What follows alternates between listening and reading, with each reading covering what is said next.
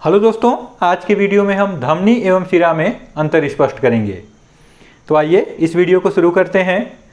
इन दोनों में अंतर समझने से पहले आइए हृदय और कुछ धमनी शिराओं का रफ चित्र बनाते हैं, जिसके आधार पर आप इन अंतरों को बहुत आसानी से याद रख सकते हैं। देखिए, एक मनुष्य के हृदय का रफ चित्र बना दिए इस तरीके का होता है, और हृदय में रक्त लाने के लिए एक रक्तवाहिनी यहाँ पे बना देंगे, जो शरीर के विभिन्न अंगों से रक्त को हृदय तक लाता है। इसी तरीके से हृदय से रक्त को ले जाने के लिए मान लीजिए यहाँ पे एक रक्त वाहिनी बना दिए, जो रक्त को हृदय से शरीर के विभिन्न अंगों तक ले जाएगा।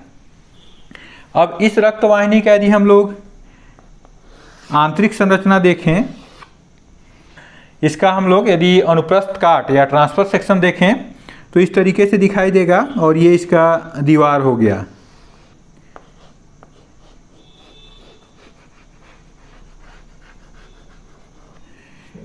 इसी तरीके से इस वाहिनी का यदि हम लोग काट देखेंगे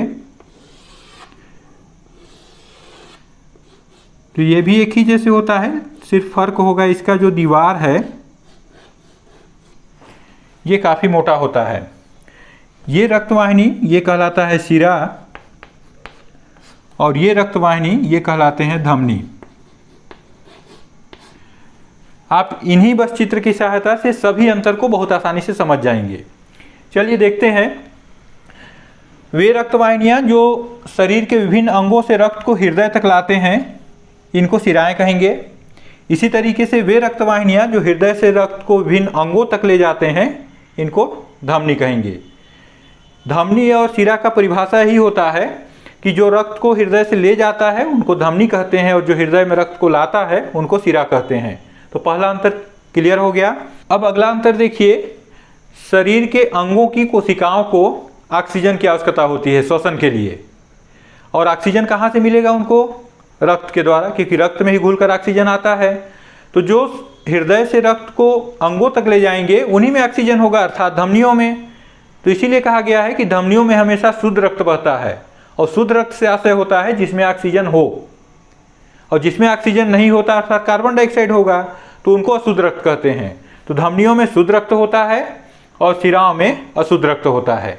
यहाँ पे पल्मोनरी धमनी और पल्मोनरी शिरा अपवाद होंगे, क्योंकि पल्मोनरी शिराएं जो होते हैं वो फेफड़ों से शुद्ध रक्त को हृदय तक लाते हैं, जबकि पल्मोनरी धमनी ये हृदय से अशुद्ध रक्त को फेफड़ों में शुद्ध करने के लिए ले जाते हैं। तो चलिए अब अगला अंतर देखते हैं। चूँकि यहाँ हृदय लगातार संकुचित होते रहता है, और उसके प्रभाव के चलते रक्त तेजी से इन धमनियों में आगे की ओर बढ़ेगा, क्योंकि ये संकुचित होगा तो रक्त इधर जाएगा न कि इधर। तो धमनियों में तेजी से रक्त बहता है, अर्थात इसमें रक्त का दाब अधिक होगा, इसीलिए धमनियों में अधिक दाब पाया जाता है और शिराओं में रक्त कम दाब के साथ बहता है। अब अगला अंतर आप यहीं से फिर ले लीजिए।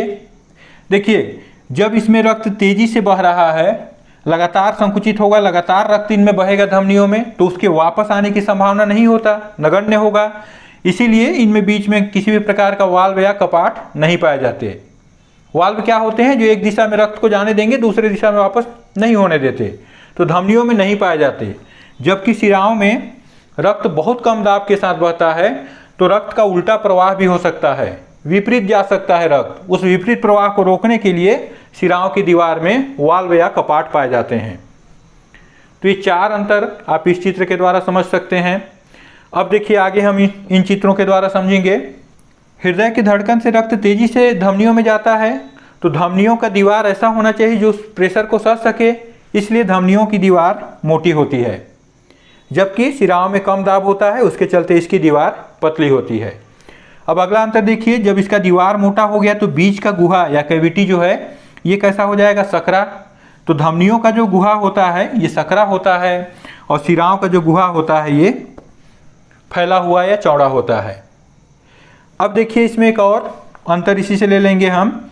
इसमें जब रक्त नहीं रहता, अर्थात धमनियों में रक्त न रहे, उस समय ये मोटे दीवार होने के चलते ये नहीं पिचकते, ये सिकुड़ नहीं जाएंगे। जबकि शिराओं में यदि रक्त न रहे, अर्थात शिराएँ जब खाली हो जाएं तो ये शिराएँ सिकुड़ जाते हैं, पिचक जाते हैं। तो एक ये भी अंतर है। आप इन 3 अंतरों को इससे समझ सकते हैं।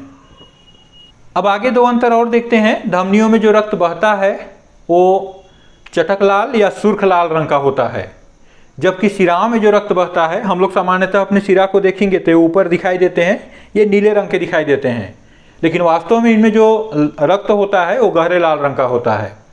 तो एक अंतर ये याद रखिए कि धमनियों में चटक लाल या सुर्ख लाल रंग का रक्त होता है, जबकि शिराओं में गहरे लाल रंग का रक्त होता है। और लास्ट अंतर जो है, आप कभी अपने पल्स या यहाँ जो नाड़ी होता है उसके द्वारा अपने हृदय की धड़कन को अनुभव किए हैं?